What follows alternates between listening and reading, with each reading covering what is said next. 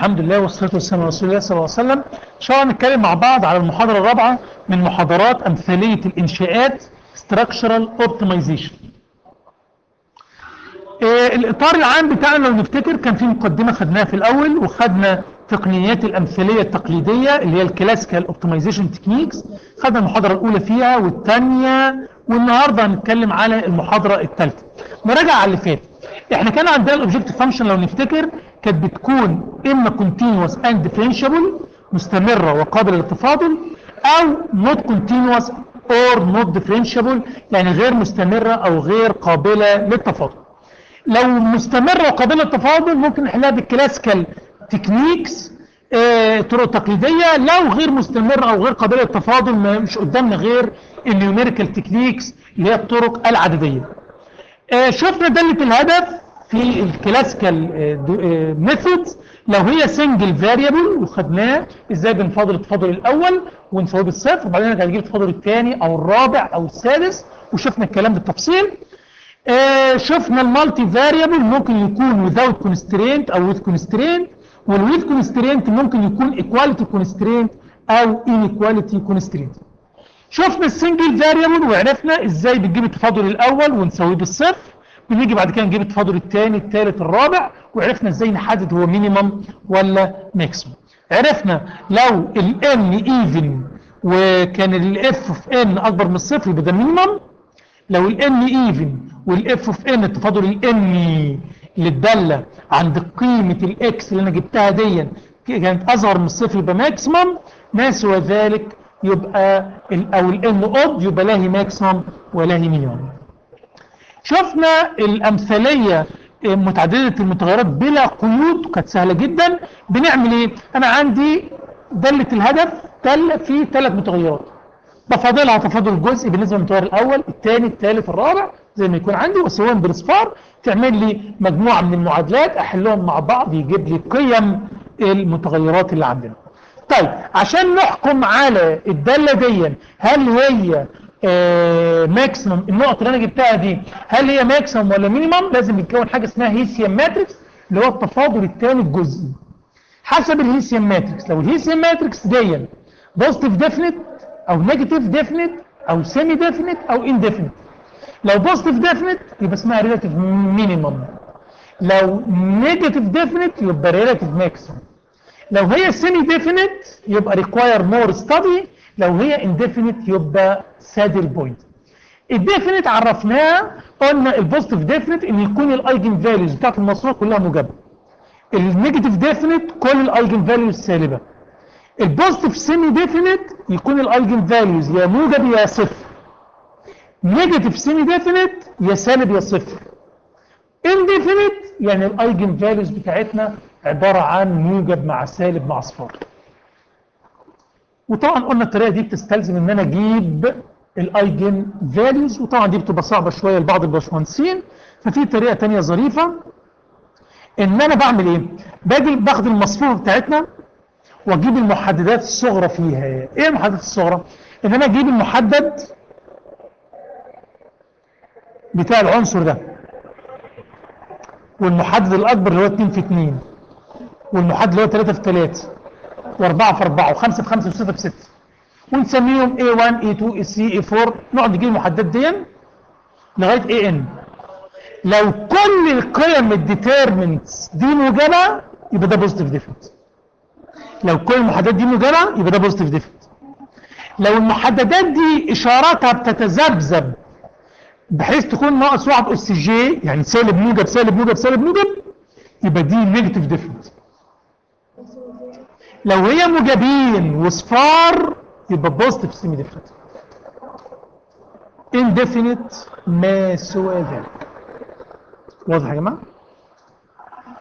دخلنا بعد كده على المالتي فاريبل اوبتمايزيشن وذ ايكواليتي كونسترينت، يكون في عندي بعض القيود بس ايكواليتي كلها بتساوي.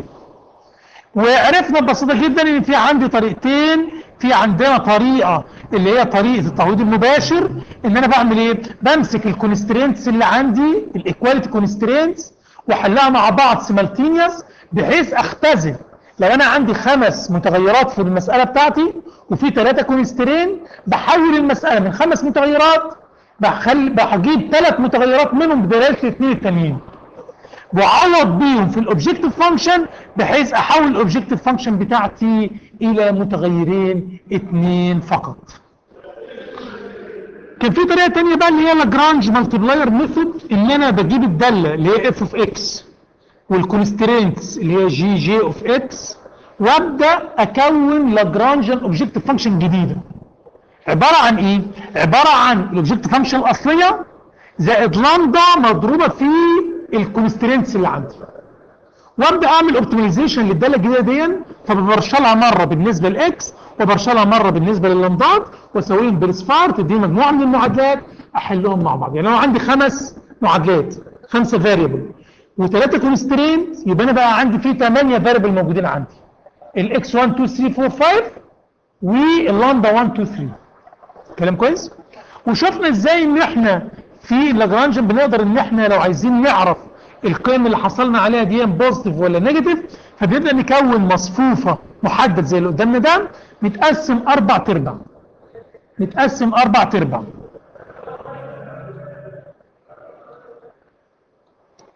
في عندي هنا ربع بصفار، الربع ده اللي هو التفاضل بتاع الكونسترينتس بالنسبه للفاريبلز، وهنا تفاضل اللاجرانجيان اوبجكتيف فانكشن بالنسبه للفاريبلز مرتين. يبقى ال اي جي عباره عن بارشل 2 ال بارشل اكس اي اكس جي، بينما جي اي جي عباره عن بارشل جي اي بارشل اكس جي، يعني تفاضل الكونسترين الاي بالنسبه للفاريبل جي.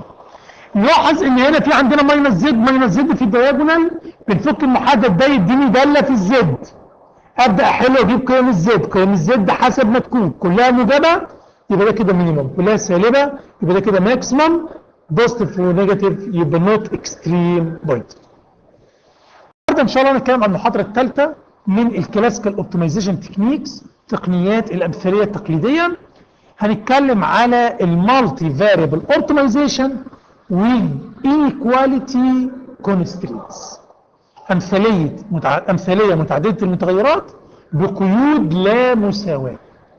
الاوبجكتيف المساله بتاعتي تبقى على الصوره دي، عايز اعمل مينيمايز لاف حيث اف بتساوي اف اوف اكس سبجكت تو جي جي اوف اكس اصغر من او تساوي الزيرو، اصغر من او ايه او تساوي. طب ايه الحل؟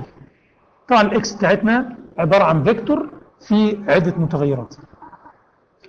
الحل بسيط جدا، هحول الانيكواليتي كونسترينت الى ايكواليتي كونسترينت. ازاي الكلام ده؟ هنضيف حاجه اسمها نون نيجاتيف سلاك فاريبل. يعني ايه؟ خد بالك معايا، لما اقول لك اكس ناقص 5 او اكس اكبر من 5 او خليها اكس اصغر من 5، اجي اقول لك هنا اهو اكس اصغر من او تساوي 5. مظبوط؟ ممكن واحد يقول اكس ناقص 5 اصغر من او تساوي 0. طب ايه رايكم لو واحد قال لي اكس ناقص 5 زائد رقم بتساوي رقم معين بتساوي 0، بس لازم ده يكون موجب، صح مش صح؟ ما لما اقول اكس ناقص 5 اقل من الصفر، معناه انك عايز تجمع عليها كمان رقم عشان توصل للصفر، صح مش صح؟ طب ازاي اضمن الرقم ده يكون موجب ما يكونش سالب؟ عادي، هنضيف واي جي تربيع. هو ينفع الرقم التربيع يطلع بالموجب بالسالب؟ مره ما تحصل. يبقى اللي بيحصل عندنا ان انا باجي على كل كونسترينت عندي انيكواليتي كونسترينت واحوله الى ايكواليتي كونسترينت. ازاي؟ ان انا بضيف النون نيجاتيف سلاك فاريبل، بقول زائد واي جي سكوير واساويها بالصفر. تحولت الانيكواليتي كونسترينت الى ايكواليتي كونسترينت، خلصت القصه. تبدا سيادتك تحل مساله with equality constraint. بس خد بالك دلوقتي عندي ايكواليتي كونسترينت بقى في متغير اسمه اكس ومتغير اسمه واي. هنحلها باللاجرانجيان، هنكون لاجرانجيان اوبجكتيف فانكشن واقول ان ال داله في الاكس والواي والزد عباره عن اف اوف اكس زائد لامدا في جي اوف اكس وواي. جميل جدا.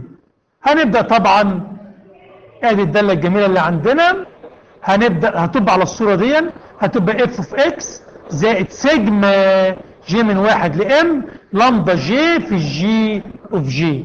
يعني لو عندي 3 كونسترين يبقى لامدا 1 في الجي 1 زائد لامدا 2 في الجي 2 زائد لامدا 3 في الجي 3. هنفاضل مره بالنسبه للاكسات نساوي بالصفر، هنفاضل مره بالنسبه لللامدا ونساوي بالصفر، هنفاضل مره بالنسبه للواي ونساوي بالصفر. طب كلام جميل، بس تعالى نبص مع بعض. افتكر معايا ان الجي كابيتال دي لو جينا نشوف مع بعض الثلاث تفاضلات اللي احنا هنعملهم، بارشل مره بالنسبه لاكس، بارشل بالنسبه لللامدا، بارشل بالنسبه للواي. لو جينا نشوف بارشل بالنسبه للاكس، بص معايا كده، لما نيجي نفاضل ده بالنسبه للاكس هيديني بارشل اف بارشل اكس.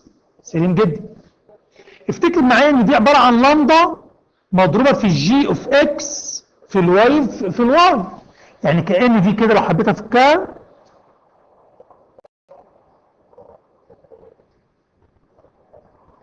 لو حبيت افك دي كأنها تبقى لامدا 1 في او لامدا جي في جي اوف جي زائد واي سكوير. لما اجي افاضل المقدار ده بالنسبه للاكس، طبعا الواي ده ثابت هيطير، هيتبقى لي لامدا جي في تفاضل الجي بالنسبه للاكس، وده اللي حصل عندنا اداني بارشل اف بارشل اكس اي زائد سيجما لامدا جي في تفاضل الجي جي بالنسبه للاكس اي. كلام واضح؟ جميل. يبقوا هنساويها بالصفر. طب تعالوا نشوف لما نفاضل بالنسبه لللامدا، هل الاف اف اكس دي فيها لامدا؟ ما فيهاش لامدا، تفاضلها بصفر. طيب انا عندي دلوقتي الجي دي مضروبه في اللامدا، لما اجي افاضل بالنسبه لللامدا تديني الجي. صح ولا مش صح؟ مظبوط يا جماعه؟ لما اجي افاضل ده بالنسبه لللامدا يديني صفر، ده اللامدا مضروبه في كذا، لما اجي افاضل بالنسبه لللامدا يبقى اللي فيها ده كونستانت يديني الكونستانت لان اللامدا اس واحد. جميل جدا. الحاجه الثالثه ان انا عايز افاضل بالنسبه للواي، لما اجي افاضل بالنسبه للواي تلاحظ ان هنا في واي تربيع. صح يا جماعه؟ طبعا انت لو جيت فكيت اول حاجه الجزء ده مفيش فيه واي، فاضله بالنسبه للواي بصفر. لما اجي افك اللامدا جي تتضرب في الجي مفيش فيها واي ففاضلها بصفر، يتبقى لي لامدا جي في واي جي تربيع، تيجي تفاضلها يديك 2 لامدا جي واي جي بيساوي صفر. سهل ولا صعب؟ بص معايا على الشرط الاخير ده لانه مهم شويه. انا بقول لك لامدا جي في واي جي بتساوي صفر، مش ده معناه يا اللامدا جي بصفر يا الواي جي بصفر. سليم؟ لو الواي بصفر، لو الواي هنا بصفر، لا ينفع، لو الواي بصفر هلاقي ان الجي جي اوف اكس بتساوي صفر، ودي بنسميها اكتف كونسترينت. يعني ايه اكتف كونسترينت؟ يعني كونسترينت انا واقف على الحدود بتاعته. اقول تاني، يعني يجي واحد مثلا يقول بيروح يشتري مثلا من السوبر ماركت اي حاجه، هو معاه 50 جنيه في جيبه، يوم داخل هو في دماغه ان هيشتري حاجات باقل من او يساوي 50 جنيه. صح ولا مش صح؟ لو هو دخل يشتري حاجه 10 جنيه يبقى الشرط اللي كان حاطه في الاول ده ما كانش له لازمه. صح ولا مش صح؟ لكن لو دخل يشتري حاجات وجابها ب 50 جنيه بالاف يبقى الشرط بتاعه ده شغال معاه وحجم حركته. صح ولا مش صح؟ يبقى لو حصل ان الواي جي بتساوي صفر معناه ان الجي اوف اكس بتساوي صفر. هو انت عندك الاول كونسترينت يقول لك ان الجي جي دي اقل من او يساوي صفر، فلما تساوي صفر بقيت واقف على الحدود بتاعتها، بقى ده اسمه اكتف كونسترينت. لكن لو اللامدا قلب بصفر ده بنسميه ان اكتف كونسترينت، وحتى باين عندنا ليه؟ بصوا معايا، مش انا دلوقتي لما جبت اللاجرانجيان اوبجكتيف فانكشن ضربت اللامدا في الجي، لو اللامدا بصفر اي حاجه بصفر بكام؟ بصفر، يبقى كأن الشرط ده اصلا طار من الاوبجكتيف فانكشن، صح ولا مش صح؟ يبقى ده كده اسمه inactive constraint. مثال الكلام ده لو انا مديك اتنين كونسترينت، مثال كونسترينت قلت لك اكس اصغر من او يساوي 1 واكس اصغر من او يساوي 3،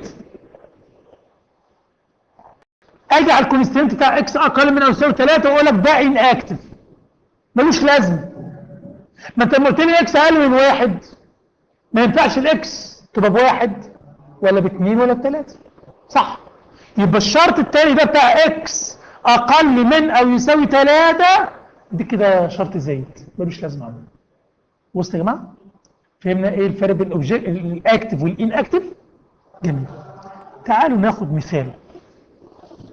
بيقول لي احسب، هو مثال وحيد، احسب قيم المتغيرات التي تعطي اصغر قيمه للداله. calculate the values of the variables that give minimum values of the function. في عندنا داله عباره عن x1 تربيع زائد x2 تربيع زائد x3 تربيع زائد 4x1 زائد 20x2، بحيث ان where x1 اكبر من او يساوي 50، x1 زائد x2 اكبر من او يساوي 90، x1 زائد x2 زائد x3 اكبر من او يساوي 120. ملحوظه مهمه ان انا عندي الكونسترينتس بتاعتي الطرف اليمين بتاعها مش بصفر، الطرف اليمين بتاعها مش بصفر. احنا شرط الشغل بتاعنا لو تفتكروا كان الطرف اليمين بصفر، حتى في الايكواليتي كونسترينت لو كان الطرف اليمين مش بصفر كنا بنجيب الناحيه عشان نخليه بصفر. وده اللي احنا هنعمله هنا، ان احنا نقول الكود بتاعتنا عباره عن x1 ناقص 50 اكبر من صفر، x1 زائد x2 ناقص 90 اكبر من صفر، x1 زائد x2 زائد x3 ناقص 120 اكبر من صفر. لا ده انا هاجي اصيغهم مره ثانيه واضرب الطرفين في سالب عشان اعكس الاشاره.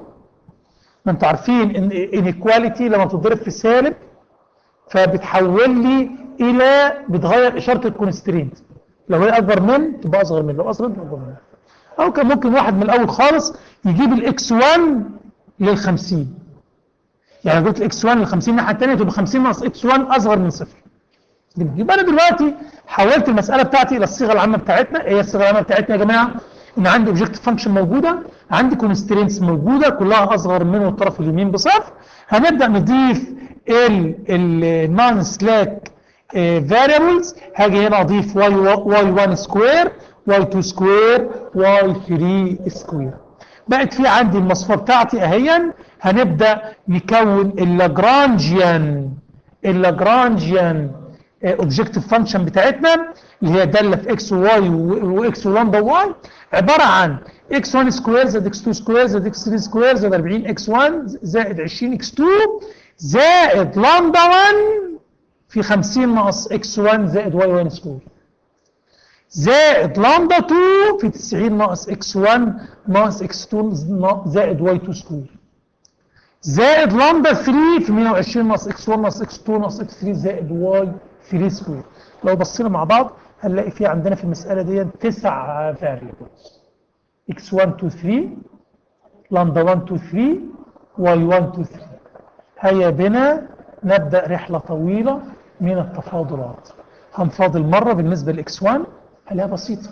ليه؟ لأن كل مرات بتطير 2x1 زائد 40 ناقص لامدا 1 ناقص لامدا 2 ناقص لامدا 3 يساوي صفر. هنفاضل x2 نفس دي على نمرة 1. هنفاضل بالنسبة لx2 بنفس الطريقة، نفاضل بالنسبة لx3 نفس الطريقة. طيب تعال نفاضل بقى بالنسبة للامدا 1. هل الراجل ده فيه لامدا 1؟ ما فيهوش. نيجي نفاضل بالنسبة للامدا 1 يديك الكونسترينت نفسه اللي هو 50 ناقص x1 في y1 تربيع، وبرضه اللامدا 2 يديك الكونسترينت ولامدا 3 يديك الكونسترينت. يبقى انا لما افاضل بالنسبه لللامدات بيديني الكونسترينتس بتاعتي. كلام جميل. حاجه فاضل بقى بالنسبه للوايات، عارفين هتدينا ايه طبعا؟ لما فاضل بالنسبه للواي 1 تديني 2 واي 1 لامدا 1، وبالنسبه للامدا 2 تديني بالنسبه لواي 2 2 لامدا 2 واي 2 و2 لامدا 3 واي 3. يبقى انا همسك الثلاث معادلات الاخرى دول 7 و8 و9 واتعمق فيهم شويه، هتعمق فيهم ازاي؟ هاجي اقول المعادله الاولى اللي هي 2 لامدا 1 واي 1 بتساوي صفر، حلها يا لامدا 1 بصفر يا واي 1 بصفر. سليم؟ يبقى اول معادله عندنا حلها يا لامدا 1 بصفر يا واي 1 بصفر. المعادله الثانيه اللي هي 2 لامدا 2 واي 2 بتساوي صفر، يا لامدا 2 بصفر يا واي 2 بصفر. المعادله الثالثه اللي هي لامدا 3 واي 3 بتساوي صفر، يا لامدا 3 بصفر يا واي 3 بصفر. يبقى انا دلوقتي قدامي ثلاث معادلات هبتدي الشغل بتاعي بيهم. بس ركز معايا، انا عايز اطير واي 1 وواي 2 واي 3. بص معايا، مش انا كان في معادلات قبل كده ان 50 ناقص اكس 1 زائد واي 1 سكوير بتساوي صفر؟ صح؟ لما واي 1 بصفر لو جيت عوضت هنا مش معناه ان 50 ناقص اكس 1 تساوي صفر؟ مش لما واي 2 بصفر معناه ان 90 ناقص اكس 1 ناقص اكس 2 تساوي صفر؟ مش لما واي 3 بصفر معناه ان 120 ناقص اكس 1 ناقص اكس 2 ناقص اكس 3 تساوي صفر؟ يبقى انا ممكن اعيد صياغه الثلاث معادلات اللي فوق دول بطريقه ثانيه. اقول ان انا عندي يا لامدا 1 بصفر يا 50 ناقص اكس 1 تساوي صفر، هطير الوايات، ولامدا 2 تساوي صفر او 90 ناقص اكس 1 ناقص اكس 2 تساوي صفر، ولامدا 3 تساوي صفر او 120 ناقص اكس 1 ناقص اكس 2 ناقص اكس 3 تساوي صفر. هبدا اعمل تباديل وتوافيق ما بين المعادلات دي تديني 8 حلول. ابدا امسك كل حل واحله واجيب اكس 1 اكس 2 اكس 3 واشوفهم بيوفوا الاوبجكت الكونسترينتس اللي عندي ولا لا. ازاي؟ تعال نشوف. اول حاجه هنقولها طبعا في ثلاث معادلات تانيين هم 1 2 3 اللي كانوا في الاول دول، فاكرينهم؟ بتوع بارشل اكس 1 بارشل اكس 2 بارشل اكس 3 دول ثابتين معانا لا غبار عليهم. تعال اول حاجه نقول هناخد لامدا 1 بصفر ولامدا 2 بصفر ولامدا 3 بصفر. مش عايز اقولها؟ مفيش مشكله. تعال نشوف المعادلات بتاعتنا اللي هم هنا دول. لما احط لامدا 1 لامدا 2 لامدا، ما خد بالك ركز معايا، ما انا عندي يا لامدا 1 بصفر يا ده بصفر، وهنا يا ده بصفر يا ده بصفر، ويا ده بصفر يا ده بصفر. هبدا اعمل تغيير توفيق. اول مره لامدا 1 بصفر لامدا 2 بصفر لامدا 3 بصفر. لا، هلغي الشرط الاخير واحط مكانه 120 ناقص اكس 1 ناقص اكس 2 ناقص 3 يساوي صفر. هقول لا، ده انا هاخد لامدا 1 هي اللي بصفر ولامدا 3 بصفر و90 ناقص اكس 1 ناقص اكس 2 بيساوي صفر. لا، ده انا هاخد ده مع ده مع ده وارجع اخد ده مع ده وده ومره مع ده وده ومره مع ده وده ومره مع ده وده. 8 حالات. ما عشان بس نشوف المعاناه، عشان ندخل على الطرق اللي بعد كده تشوفوا الايه النعمه اللي انتوا فيها. ماشي يا جماعه؟ فاللي حصل هنا ان انا خدت اول حاله ان لامدا 1 لامدا 2 لامدا 3 يساوي صفار. لما تيجي تعوض بيهم هنا هتلاحظ ملحوظه ان هنا لامدا 1 2 3 بيساوي صفار، يبقى دول مش موجودين ودول مش موجودين ودول مش موجودين. طبعا هنا اكس 3 هتساوي صفر، اكس 2 هتساوي سالب 10، اكس 1 هتساوي سالب 20. سليم؟ طبعا هذا الحل غير صحيح. ليه يا عم الحاج؟ عشان في عندي اصلا كونسترينت في الاول كان بيقول لي 50 ناقص اكس 1 اقل من صفر، او بمنطوق اخر اكس 1 اكبر من او تساوي 50. اكس 1 تعالى كام يا جماعه؟ سالب 20. هل السالب 20 موافقه الشرط ده؟ الغي الشرط، الغي دي، ادخل على حاجه ثانيه. هحط لامدا 1 بصفر ولامدا 2 بصفر، بس احط 120 ناقص اكس 1 ناقص اكس 2 ناقص اكس 3 يساوي صفر. بدل ما اخد لامدا 3 هي اللي بصفر خدت الكلام ده ولا بصفر. جميل. بس انت بتقولي دلوقتي دي لامدا 1 ولامدا 2 بصفار. نعم، يبقى ممكن تطيرهم من هنا ومن هنا. هنجيب لامدا 3 لوحدها في طرف. طبعا المعادله اللي فوق دي عباره عن اكس 1 زائد اكس 2 زائد اكس 3 تساوي 20. هنجيب لامدا 3 هنا في طرف وهنا في طرف وهنا في طرف، مش لامدا 3 هي لامدا 3 هي لامدا 3، هنساويهم كلهم ببعض يوم يطلع لي معادله ظريفه. 2 اكس 1 زائد 40 بتساوي 2 اكس 2 زائد 20 بتساوي 2 اكس 3 معاها. هنقسم على 2 الطرف كله، يبقى اكس 1 زائد 20 بتساوي اكس 2 زائد 10 بتساوي اكس 3. هناخد المعادله الظريفه دي نقدر نجيب منها اكس 3 بدلاله اكس 1، واقدر اجيب اكس 2 بدلاله اكس 1. مش اكس 3 يا جماعه بتساوي اكس 1 زائد 20، اكس 2 بتساوي اكس 1 زائد 10، اطرح 10 من الطرفين. يبقى من هنا نقدر نعوض في المعادله الجميله دي، نقول اكس 1 زي ما هي، اكس 2 هنحط مكانها اكس 1 زائد 10، اكس 3 اكس 1 زائد 20 بتساوي 120، جمع يبقى 3 اكس 1 زائد 30 بتساوي 120. هات 30 في الطرف اليمين يبقى 90، يبقى اكس 1 بتساوي 30، هات لي اكس 2 ب 40، اكس 3 ب 50. لكن للاسف هذه لا تحقق المعادله الاولى، الكونسترينت الاول اللي بيقول لي ان اكس 1 اكبر من 50. نيأس؟ لا، نحاول مره ثالثه. هنحط لامدا 1 بصفر، وياخد الشرط 90 ناقص اكس 1 ناقص اكس 2، ولامدا 3 بصفر. جميل. المعادله دي كاني بقول اكس 1 زائد اكس 2 بتساوي 90. تعال نبص الثلاث معادلات بتوعنا. انت بتقول ان اكس 1 بتقول ان اكس 1 واكس 3 بصفار، بتقول لي ان اكس 1 واكس 3 بصفار. طبعا اكس 3 هتساوي صفر من الاول. هجيب اكس 2 بدلالتهم، واجيب اكس اساوي دي بدي، واجيب اكس 1 بدلاله اكس 2، واعوض بقى في المعادله اللي فوق، اجيب قيمه اكس 1 واكس 2 تطلع دي ب 40 ودي ب 50. مش موفيه الشرط، لان اكس 1 ب 40 اقل من 50. ارجع اخد الشرط اللي بعديه، ان لامدا 1 بزيرو الشرطين دول، وارجع اشتغل بيهم واعوض. واخدين بالنا يا جماعه؟ ونجيب اكس 1 اكس 2 اكس 3، تطلع اكس 1 ب 40 اكس 2 ب 50 اكس 3 ب 30. ما يوفيش. نرجع منها اختصارا بقى، انا هاخد الحاله اللي هي ايه؟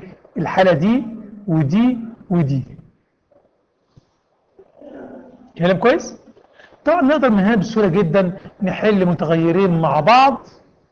نحل المتغيرات دي، انسى بقى دول، هننسى دول. ليه؟ لان فيهم لامدا 1 2 3 ومش بصفار، مش عايزهم في حاجه. انا هحل دول مع بعض، هجيب اكس 1 تطلع ب 50، اكس 2 ب 40، اكس 3 ب 30. تعالوا نشوف الثلاث شروط اللي عندنا.